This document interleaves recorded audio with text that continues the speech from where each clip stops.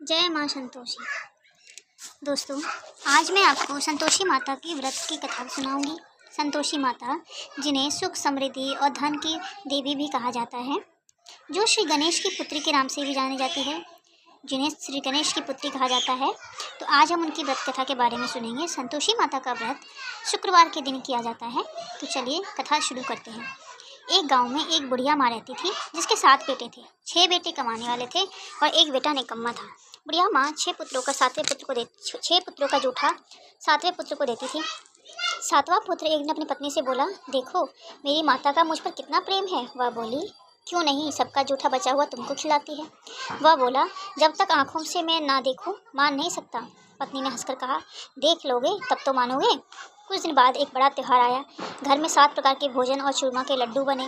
वह पत्नी की बात को जांचने के लिए सिर दर्द का बहाना बनाकर पतला कपड़ा सिर पर ओढ़कर रसोई में जाकर सो गया और कपड़े में से सब देखता रहा। 6 भाई भोजन करने आए। उसने देखा माँ ने उनके लिए सुंदर सुंदर आसन बिछाए, 7 प्रकार की रसोई परोसी और आग्रह कर करके उन्हें भोजन कराती रही। वह देखता रहा। 6 भाई भोजन कर उठ गए। तब माँ ने उनकी 5 थालियों में से लड्डुओं के टुकड़ों को उठाया और एक लड्डू बनाया। जूठन साफ कर माँ ने उसे पुकारा, उठ बेटा उठ, तेरे भाइयों ने भोजन कर लिया है, तू भी उठकर भोजन कर ले। उसने कहा, माँ मुझे भोजन नहीं करना, मैं परदेश जा रहा हूँ। माता ने कहा, कल जाना हो तो आज ही जा। वह बोला, हाँ हाँ जा रहा हूँ। यह कहकर वह घर से निकल गया। चलते समय उसे पत्नी की याद आई। वह गौशाला में कंडे स्थाप रही थी। वह जाकर बोला, मेरे पास तो कुछ नहीं है, यह अंगूठी है, सो ले लो और अपनी कोई निशानी मुझे दे दो। वह बोली, मेरे पास क्या है, ये गोबर भरा हाथ है। यह कहकर पत्नी ने उसकी पीठ पर गोबर के हाथ की थाप मार दी। वह चल दिया। चलते चलते दूर देश में पहुंचा। वहाँ एक साहूकार की दुकान थी। वहाँ जाकर बोला, सेठ जी मुझे नौकरी पर रख लो। साहूकार को नौकर की सख्त ज़रूरत थी। साहूकार ने कहा, काम देखकर तनख्वाह मिलेगी। उसने कहा, सेठ जी जैसा आप ठीक समझे। उसे साहूकार के यहाँ पर नौकरी मिल गई। वह वहाँ दिन रात काम करने लगा। कुछ दिनों में दुकान का लेन देन, हिसाब किताब, ग्राहकों का माल बेचना, सारा काम करने लगा। साहूकार के 7-8 नौकर थे। वे सब चक्कर खाने लगे, लेकिन उसने अपनी लगन, परिश्रम और ईमानदारी से सभी को पीछे छोड़ दिया। उसे अपने किए का फल मिला। सेठ ने उसका काम देखा और 3 महीने में उसे मुनाफे में साझेदार बना दिया। परिश्रम करते करते 12 वर्ष में ही वह नगर का नामी सेठ बन गया और सेठ अपना सारा कारोबार उस पर छोड़कर बाहर चला गया। इधर उसकी पत्नी पर क्या बीती वह सुने। सास ससुर उसे दुख देने लगे। गृहस्थी का काम करवाकर उसे लकड़ी लेने जंगल में भेजते। इस बीच घर की रोटियों के आटे से जो भूसी निकलती, उसकी रोटी बनाकर रख दी जाती और फूटे नारियल की नरेली में पानी दिया जाता। इस तरह दिन बीतते रहे। एक दिन वह जब जंगल में लकड़ी लेने जा रही थी, तब उसे रास्ते में बहुत सी स्त्रियाँ संतोषी माता का व्रत करती दिखाई दी। यह वहाँ खड़ी होकर पूछने लगी, बहनों तुम किस देवता का व्रत करती हो? इसके करने से क्या फल होता है? इस व्रत के करने की क्या विधि है? तुम अपने इस व्रत के विधान मुझे समझाओगी तो मैं तुम्हारा बड़ा एहसान मानूंगी। उनमें से एक स्त्री बोली, सुनो, यह संतोषी माता का व्रत है। इसके करने से निर्धनता, दरिद्रता का नाश होता है, लक्ष्मी आती है, मन की चिंताएं दूर होती है, मन को प्रसन्नता और शांति मिलती है, निपुति को पुत्र मिलता है, प्रीतम बाहर गया हो तो शीघ्र घर लौट आता है, कुंवारी कन्याओं को मनपसंद वर मिलता है, चलता मुकदमा खत्म हो जाता है, कला कलेश की निवृत्ति मुख शांति होती है, घर में धन जमा हो, धन जायदाद का लाभ होता है और मन में जो कुछ कामना हो सब संतोषी माता की कृपा से पूरी हो जाती है। इसमें कोई संदेह नहीं। वह पूछने लगी, यह व्रत कैसे किया जाता है, मुझे बताओ तो बड़ी कृपा होगी। वह स्त्री कहने लगी, बिना परेशानी, श्रद्धा और प्रेम से जितना भी बन सके प्रसाद लेना। 5.25 पैसे से 5.25 आने तथा इससे भी ज़्यादा शक्ति और भक्ति के अनुसार गुड़ और चना ले। हर शुक्रवार को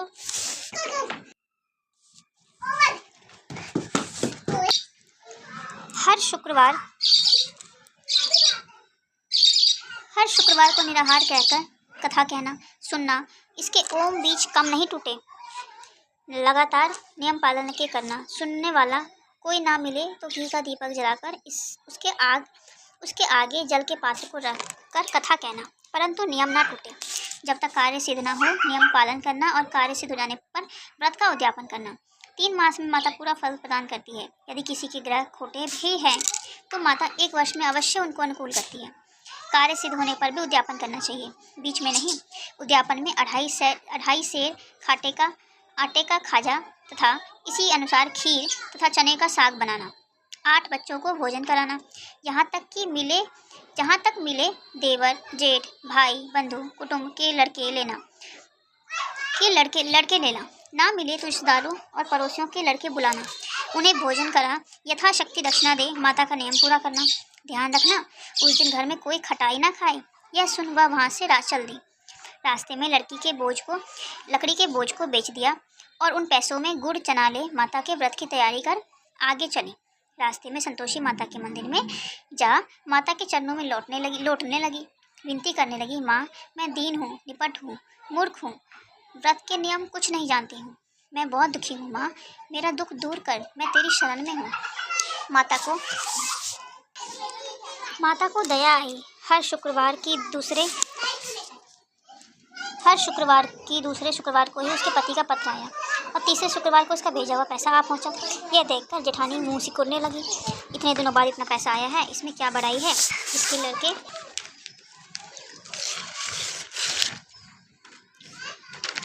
ताने देने लगे। काकी के पास अब पत्ता आने लगे हैं, रुपया आने लगा है, अब तो काकी की खातिर बढ़ेगी। लड़के ताने देने लगे, काकी के पास अब पत्र आने लगे हैं, रुपया आने लगा है, अब तो काकी की खातिर बढ़ेगी। अब तो काकी बुलाने से भी नहीं बोलेगी। बेचारी सरलता से कहती, भैया पत्र आए, रुपया आए तो हम सबके लिए अच्छा है। ऐसा कहकर आंखों में आंसू भरकर संतोषी माता के मंदिर में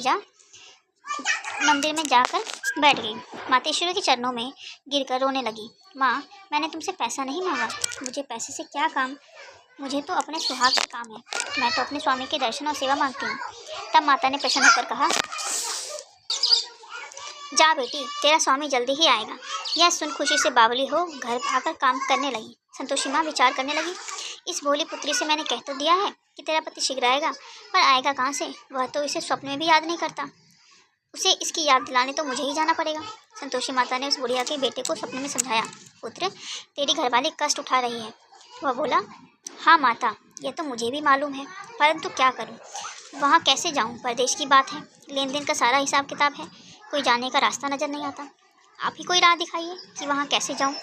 माँ कहने लगी, सवेरे नहा धोकर संतोषी माता का नाम ले, घी का दीपक जला, दंडवत कर और दुकान पर जा बैठना। देखते देखते लेन देन चुक जाएगा, जमा माल बिक जाएगा, सांझ होते होते धन का ढेर लग जाएगा। वह अगले दिन सुबह जल्दी उठा, उसे अपने मित्र बंधुओं परिचितों से स्वप्न में माता द्वारा कही गई बात कह सुनाई। वे सब उसकी बात सुनकर उसकी खिल्ली उड़ाने लगे। वे कहने लगे कि कहीं कभी सपने की बात भी सच्ची होती है। एक बूढ़ा व्यक्ति बहुत समझदार था। वह बोला, देखो भाई मेरी बात मानो, इस तरह सच या झूठ कहने के बदले देवता ने जैसा कहा है वैसा ही करना तेरा क्या जाता है। बूढ़े की बात मानकर नहा धोकर उसने संतोषी माता का प्रणाम किया, फिर घी का दीपक जलाकर दुकान पर जाकर बैठ गया। शाम तक धन का ढेर लग गया। वह हैरान हुआ, मन में संतोषी माता का नाम ले प्रसन्न हो घर जाने के वास्ते गहना कपड़ा सामान खरीदने लगा। सब काम में निपट अपने घर को रवाना हुआ। उधर उसकी पत्नी ने जंगल से लकड़ी लेकर आई। लौटते वक्त थक जाने के कारण संतोषी माता के मंदिर पर विश्राम करने बैठ गई।